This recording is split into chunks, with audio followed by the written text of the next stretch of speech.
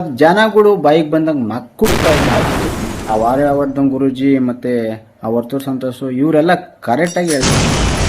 Case ಹಾಕ್ಬೇಕಿಂತವ್ರ ಮೇಲೆಲ್ಲ ಜನಗಳು ಭಾವನೆ ಜೊತೆ ಆಟ ಆಡ್ತಾ ಇದ್ದಾರೆ ಅಂತ ಅಂದ್ಬಿಟ್ಟು ಅವ್ರು ಇದೇ ರೀತಿ ಮಾಡಬೇಕು ಅಂತ ಅಂದ್ಬಿಟ್ಟು ಸ್ಕ್ರಿಪ್ಟ್ ಬರ್ಬಿಟ್ಟು ಕೊಟ್ಟಿರ್ತಾರೆ. ಅವ್ರು ಅದ್ರ ಪ್ರಕಾರ ಆಕ್ಟ್ ಮಾಡ್ತಾವ್ರೆ ಅಷ್ಟೇ. ರಿಯಾಲಿಟಿ ಶೋ ಅಂತ ಅಂದ್ಬಿಟ್ಟು ಆಕ್ಟಿಂಗ್ ಮಾಡ್ತಿದ್ದಾರೆ. ಆಕ್ಟಿಂಗು ಏನು ಜನಗಳು ಭಾವನೆ ಜೊತೆ ಆಟ ಆಡ್ತಿದ್ದೀರಾ? ಯಾವ ನಿಮಗೆ ರೈಟ್ಸ್ ಕೊಟ್ಟವನು? ಎಲ್ರಿಗೂ ನಮಸ್ಕಾರ. ಈ ಬಿಗ್ ಬಾಸ್ ಅಗ್ನಿ ಪರೀಕ್ಷೆ ಅಂತ ಸ್ಟಾರ್ಟ್ ಮಾಡಿದ್ದಾರೆ ಕಲರ್ಸ್ ಕನ್ನಡದಿಂದ. ಅದು ಯಾವ ಸುಖಕ್ಕೆ ಇದನ್ನು ಸ್ಟಾರ್ಟ್ ಮಾಡಿದ್ದಾರೆ ಅಂತ ನನಗಂತೂ ನಮ್ಮ ತಾಯಣ್ಣೆ ಗೊತ್ತಾಗ್ತಿಲ್ಲ.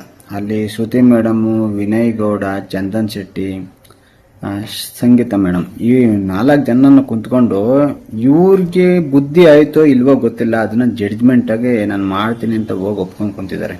ಅವ್ರ ತಾಳಕ್ಕೆ ತಕ್ಕನಾಗೆ ಕುಣಿಯೋದು. ಇಬ್ಬರು ರೈಟ್ ಮಾರ್ಕ್ ಕೊಡೋದಂತೆ, ಇನ್ನಿಬ್ರು ಇಂಟು ಮಾರ್ಕ್ ಕೊಡೋದಂತೆ. ಇದು ಯಾವುದ್ರಿ? ಪಬ್ಲಿಕ್ ಜನಗಳನ್ನ ಜಡಿಬೇಕು ಅಂತಂದ್ರೆ ಈ ಆನ್ ಸ್ಕ್ರೀನಲ್ಲಿ ಯಾಕೆ ಮಾಡಬೇಕಾಗಿತ್ತು? ನೀವು ಅದನ್ನು ಒಂದು ಶೋ ಮಾಡಿ ಪ್ರತಿಯೊಬ್ಬರಿಗೂ ತೋರಿಸಿ ಇವರಿಗೆ ಕ್ಯಾಪಾಸಿಟಿ ಇದೆಯಾ ಇಲ್ವಾ, ಇವ್ರ ಕ್ಯಾಪಾಸಿಟಿ ಇದೆ ಇಲ್ಲ ಅನ್ನೋದನ್ನ ನೀವು ಹೆಂಗೆ ಡಿಸೈಡ್ ಮಾಡ್ತೀರಾ? ಅದನ್ನ ಡಿಸೈಡ್ ಮಾಡಬೇಕಾಗಿರೋದು ನಾವು, ಆಡಿಯನ್ಸ್. ನಮ್ಮನ್ನು ಕೇಳಿ. ಇವಾಗ ಪ್ರತಿಯೊಂದಕ್ಕೂ ಓಟ್ ಹಾಕಿಸ್ತೀರಲ್ವಾ, ಹಂಗೆ ಇವ್ರಿಗೂ ಪ್ರತಿಯೊಬ್ಬರಿಗೂ ಓಟ್ ಹಾಕ್ಸಿ. ಆವಾಗ ಅವ್ರ ಕೆಪಾಸಿಟಿ ಏನು ಅಂತ ಅಂದ್ಬಿಟ್ಟು ನಾವು ಕಂಡುಹಿಡ್ತೀವಿ. ಅವ್ರು ಹೋಗ್ತಾರಾ ಇಲ್ವಾ, ಹೋಗಕ್ಕೆ ಅರ್ಹತೆ ಇದೆಯಾ ಇಲ್ವಾ ಅಂತ ನೀವ್ ಹೆಂಗ್ರಿ ಜಡ್ಜ್ಮೆಂಟ್ ಮಾಡ್ತೀರಾ? ಒಬ್ಬ ವ್ಯಕ್ತಿನ ನೀವೊಂದಷ್ಟು ಪ್ರಶ್ನೆಗಳು ಕೇಳಿಬಿಟ್ಟು ಅವನು ಇದೇ ತರ ಅಂತ ಹೆಂಗೆ ಡಿಸೈಡ್ ಮಾಡ್ಕೊತೀರಾ? ಇದನ್ನ ಆಲ್ರೆಡಿ ತೆಲುಗು ಬಿಗ್ ಬಾಸ್ ಅಲ್ಲಿ ಇದನ್ನ ಮಾಡಿ ಸಕ್ಸಸ್ ಆದ್ರೂ ಫೇಲ್ಯೂರ್ ಆದ್ರೂ ಗೊತ್ತಿಲ್ಲ. ಇವ್ರು ಇದನ್ನ TRP ಗಿಮಿಕಿಗೋಸ್ಕರ ಇಷ್ಟೆಲ್ಲ ಮಾಡ್ತಿದ್ದಾರೆ. ಆ ವಾರ್ಯವರ್ಧನ್ ಗುರೂಜಿ ಮತ್ತೆ ಆ ವರ್ತೂರ್ ಸಂತೋಷ್ ಇವರೆಲ್ಲ ಕರೆಕ್ಟಾಗಿ ಹೇಳ್ತಿದ್ದಾರೆ.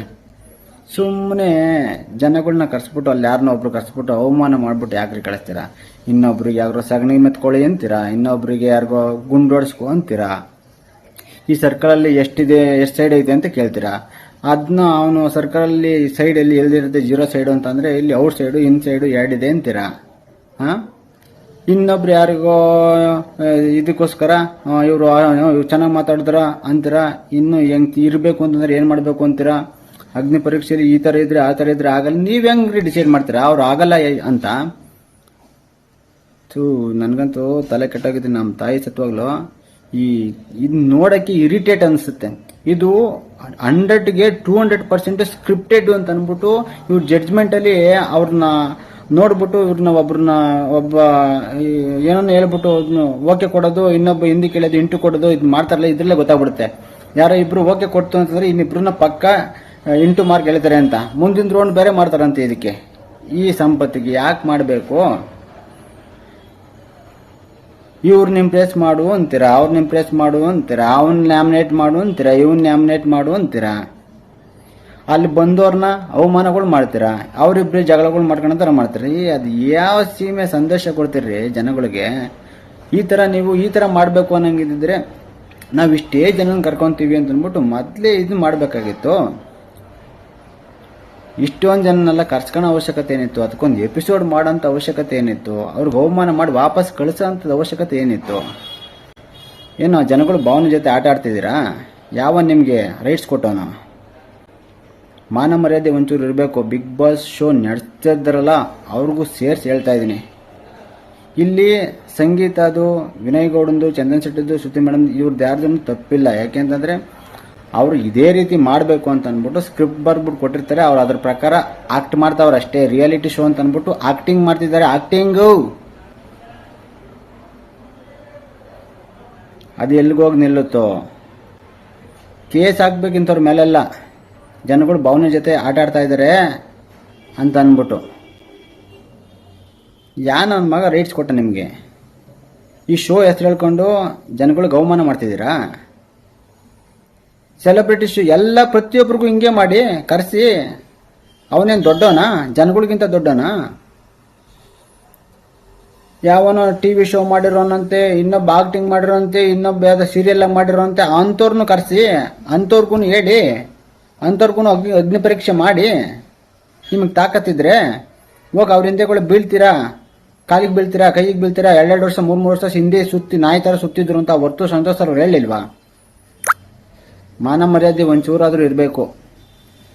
ಇದನ್ನ ಜನಗಳು ಬಾಯಿಗೆ ಬಂದಂಗೆ ಮಕ್ಕುಗಿತಾ ಇದ್ದಾರೆ. ಇದ್ಯಾವ ಸೀಮೆ ಅಗ್ನಿ ಪರೀಕ್ಷೆ ಅಂತ, ಇವ್ರು ಯಾವ ಸೀಮೆ ಜಡ್ಜ್ಗಳು ಅಂತ ಹೇಳ್ತಿದ್ದಾರೆ. ಅದರಲ್ಲಿ ಇಬ್ರು ಗೆದ್ದಿರೋರು, ಇನ್ನಿಬ್ರು ಸೋತಿರೋರು. ಇವ್ರನ್ನೆಲ್ಲ ಕರ್ಕೊಂಬಂದು ಇವ್ರ ಜಡ್ಜ್ಮೆಂಟ್ನ ಯಾಕ್ರಿ ಇನ್ನೊಬ್ರು ಹೇಳ್ಬಿಟ್ಟು ಮಾಡಿಸ್ಬಿಟ್ಟು ಇವ್ರನ್ನೆಲ್ಲ ಈಚೆ ಕಳಿಸ್ತೀರಾ? ಏನೋ ಒಂದು ಕನ್ಸು ಕಟ್ಕೊಂಡ್ ಬಂದಿರ್ತವೆ. ಈ ಅವಕಾಶ ಕೊಡ್ತೀವಿ ಅಂತ ಯಾಕೆ ಹೇಳ್ಬೇಕಾಗಿತ್ತು ನೀವು? ನೀವು ಇದನ್ನೆಲ್ಲ ಮಾಡಬೇಕು ಅಂದರೆ ಟಿವಿ ಮುಂದೆ ಕ್ಯಾಮ್ರಾ ಇಟ್ಕೊಂಡು ಯಾಕೆ ಮಾಡಬೇಕಾಗಿತ್ತು? ಎಪಿಸೋಡ್ ಯಾಕೆ ಮಾಡಬೇಕಾಗಿತ್ತು?